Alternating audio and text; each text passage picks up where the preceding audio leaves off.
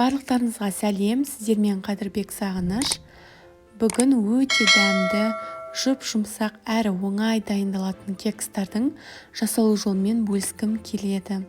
Осы видеоны соңына дейін қарап, ұнаса лайк басып пікірлеріңізді қалдырып кетуді ұмытпаңыздар.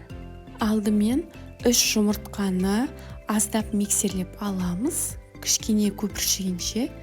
Кейін үстіне қантты біртіндеп 2-ге 3-ке бөліп салу арқылы миксерлап отырамыз.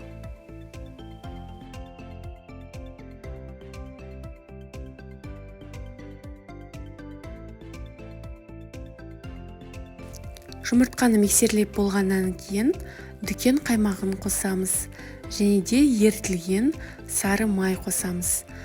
Жақсылап тағы да араластырамыз.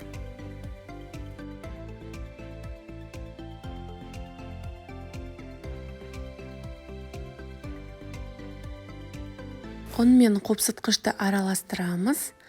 Електен өткізіп біртіндеп саламыз. Міндетті түрде електен өткізуіміз қажет. Сол кезде біздің кексіміз жұп-жұмсақ, үлпілдек болып шығатын болады.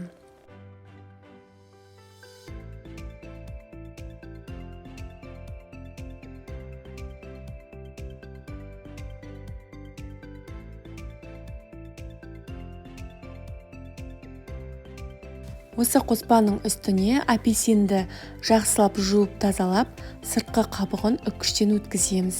Және де қалауыңызша түрлі жаңғақ, жидектер қоссаңыз болады. Мен грек жаңғағын қолдандым. Барлығын араластырамыз. Осымен біздің кекстің қамыры дайын болады. Енді қазір формаларға құйып шығамыз.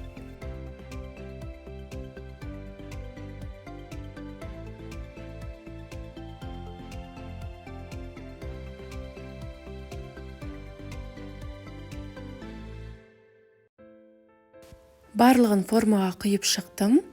Өзіңіз қалаған кез келген жидекті бетіне қойып шықсаңыз болады. Бұл кекстарды қызып тұрған пешке 180 градуста 30-35 минуттай пісіріп аламыз.